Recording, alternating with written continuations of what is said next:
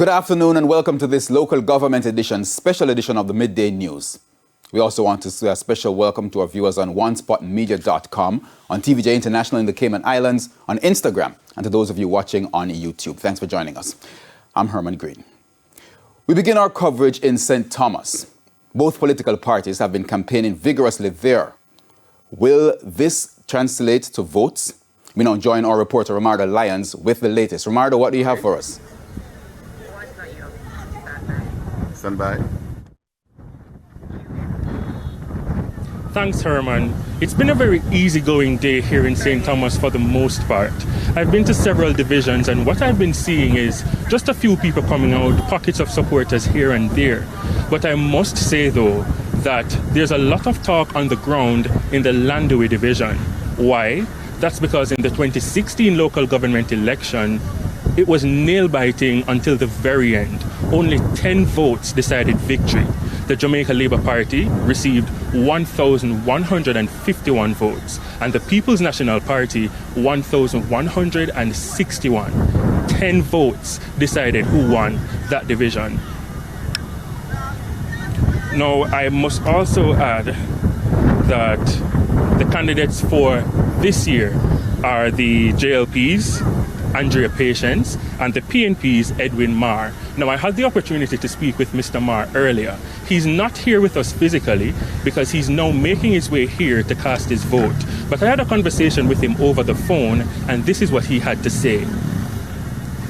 I am beaming with confidence. In the 2016 elections, you must bear in mind that the PNP had all 13 municipalities, and there was a swing to the JLP. The PNP councillors that survived that onslaught were extremely lucky. So there was a swing to the JLP at the time, and there's no swing to them at this time. You understand? So and my seat is a confident PNP seat, and today I'm confident that I will continue to be the councillor for the Landoway division in Western St. Thomas. We seem to be having some difficulties. I'm not sure if you're thrown back to me as yet, but I'll add that we tried to get a comment from the JLP's Miss Patience, and that was futile. We understand that she's also making her way here to cast her vote. So another interesting point to add is that back in 2016, both the JLP and the PNP won 5 divisions. That resulted in a tie. Now, the tie was broken and the JLP was allowed to appoint a mayor because it received more of the popular vote. So any shortcomings on either side, any shortcomings from the JLP or the PNP could cost them victory, ruining their chances of governing the municipality. And that is what the supporters don't want. And I've been here very early, and we've seen where a few of them have come out to cast their votes. I've spoken to some of them, and this is what they had to say. I like this man, Mars, to go through today.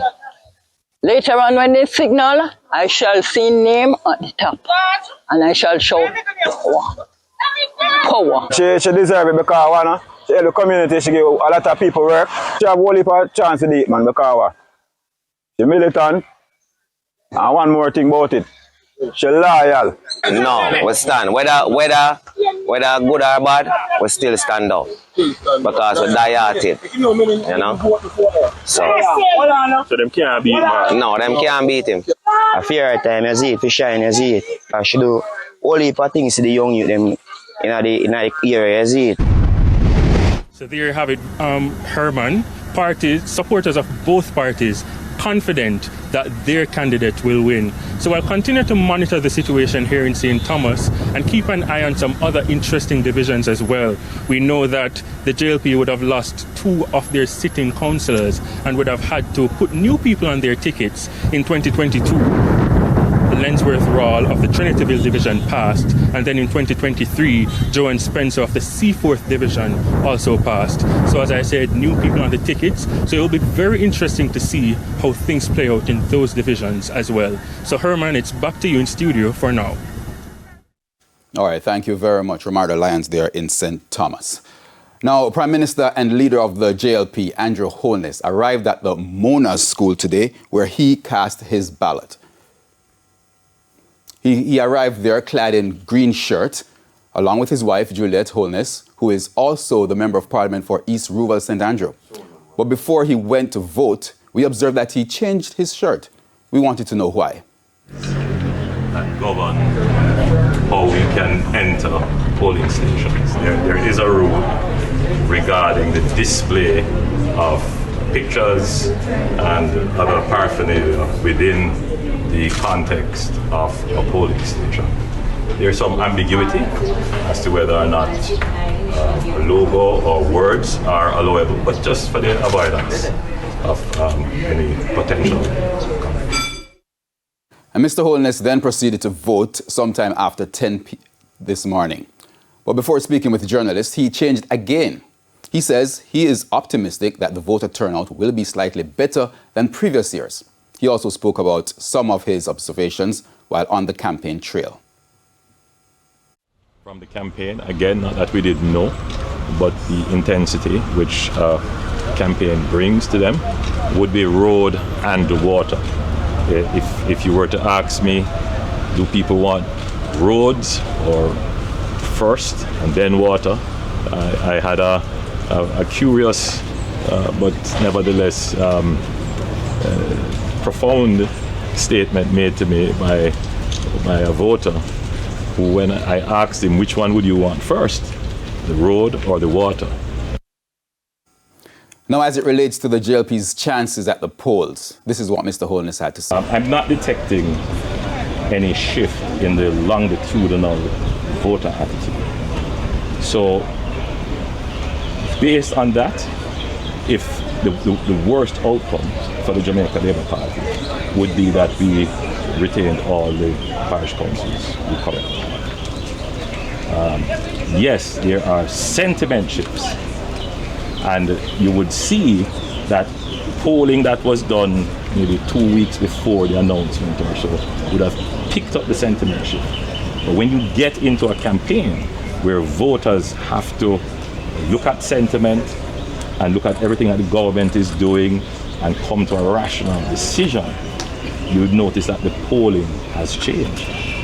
That the polling that had been done recently is now showing that the Jamaican Labour Party is ahead. And that is the calculus of why I believe that the outcome is either the Jamaican Labour Party retains all it has or increases its number. Now, St. Anne is another parish that we need to watch closely. Our correspondent, Lloyd Hines, he gives us a roundup of that parish. Thank you very much. Today is a sunny day here in the parish of St. Anne, despite the threat of inclement weather. Now, there was a smooth start this morning by the officials of the EOJ. Over 400 polling stations across the parish opened on time this morning, I must say. However, the voting seemed pretty slow this morning at 7 a.m. Voters were seen trickling in small pockets. The two major political parties were seen ramping up their voters to come out. This can be seen by the swift movement of special transportation personnel as they carried the voters to the various polling divisions. Now, in St. Anne, we have 32 candidates for both political parties, plus one independent candidate, Mrs. Lydia Richards from the Bensonton division. They will be going at it today, as voting, I have no doubt, will increase during the course of the day. As I said before, it started out pretty slow this morning, but we anticipate that voting will increase during the course of the day. Of note, I must say that St. Anne has 16 council seats, 11 in 2016 going to the Jamaica Labour Party, as against 5 going to the People's National Party. Interestingly, we have a few hotly contested seats to watch in the constituency. One is in the Southwest Division, the Southwest constituency, the Burbridge Division, where Winston Brown from the People's National Party is going up against Natalie Thompson-Kayan from the Jamaica Labour Party. Of note, Winston Brown has won this seat 5 times in the last 5 parish council elections. He started in 1998. Mrs. Kayan is a relatively new candidate, and it will be a valiant fight in that seat in Southwest St. Anne. In Southeast, or I should say in Northeast, Geneva Gordon Bailey from the Jamaica Labour Party will be going up against Desmond Gilmore from the People's National Party. Gilmore is a former mayor. He lost in 2016 to Gordon Bailey, who has held that seat since. So we expect a ding-dong battle in that seat. It's there to watch. All right, thank you very much, Lloyd Hines there in St. Anne. It's time now for a break, but stay with us. More coverage of Election Day activities when we return.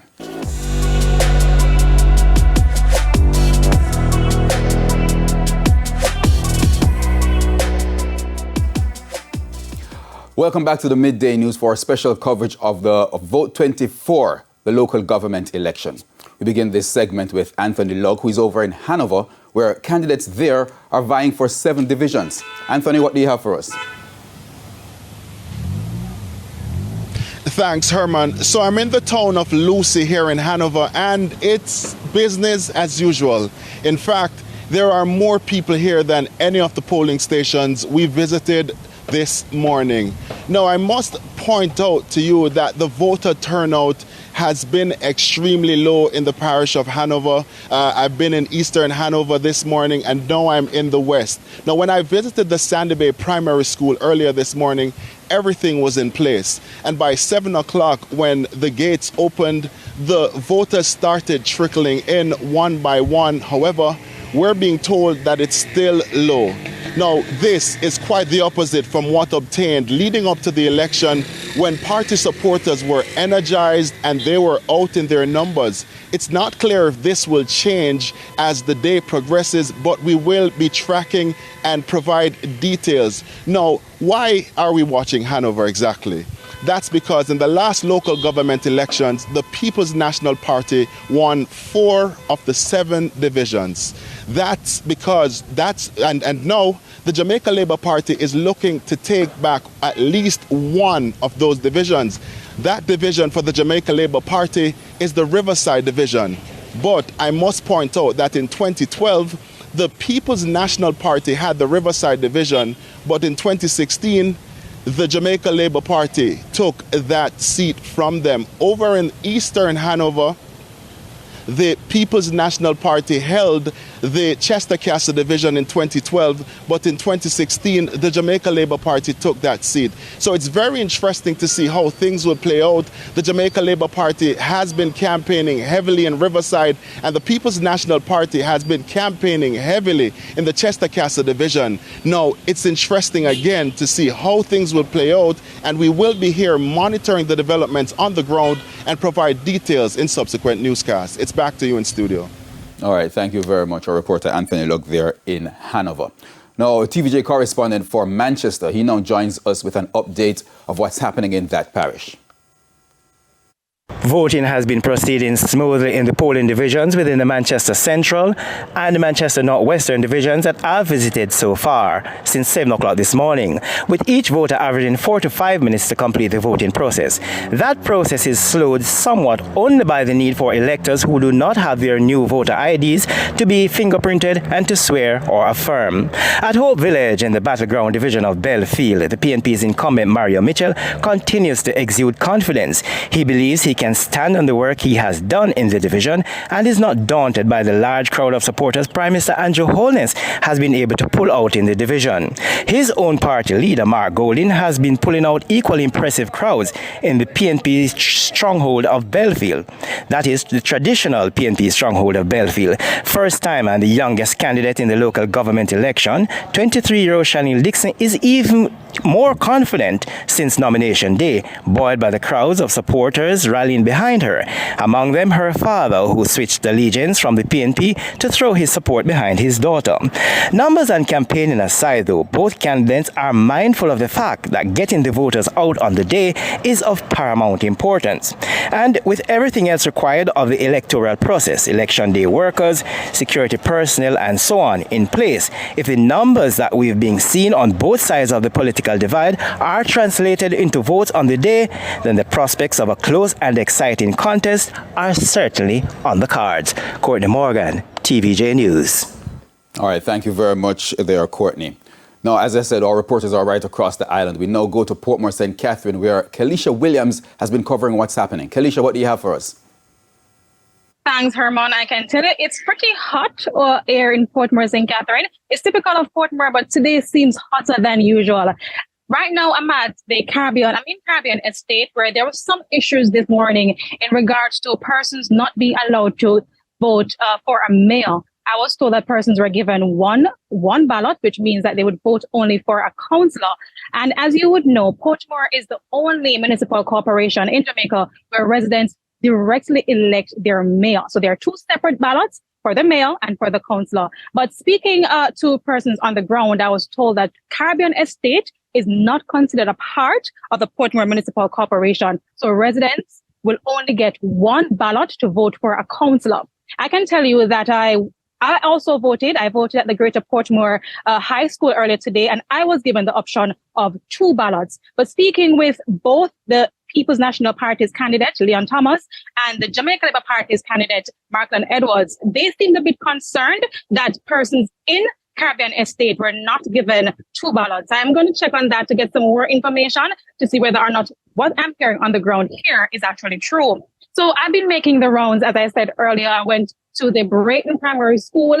I went to the Silverstone Basic School, where I spoke with the independent candidate, who is Howard Hamilton. And he's concerned because on nomination day, he told me that he chose the heart as his sign for this local government election. But when he turned up this morning, there was a star on the ballot. And I can say personally that I also saw a star on the ballot when I was voting. So Portmore, it's hotly contested. All eyes are actually on Portmore now because, as you would know, plans are far advancing for Portmore to become the island's 15th parish. So both the Jamaica Labour Party and the People's National Party and also the independent candidate, they're closely watching Portmore to see who will become the first mayor of the municipality. I can tell in the last local government election, the People's National Party dominated. That was in 2016, Herman. Some 8 years ago, they won 10 of the seats. The Jamaica Labour Party is 2. So as you can see, the Jamaica Labour Party, they're hoping. I was told that they will be winning. That's what they told me. But the People's National Party is also confident. So I guess we'll see what happens here on election day. It's back to you in studio. All right, thank you very much. Kelisha Williams there in Portmore, St. Catherine. And it's time for another break. Stay with us. We have more coverage when we return.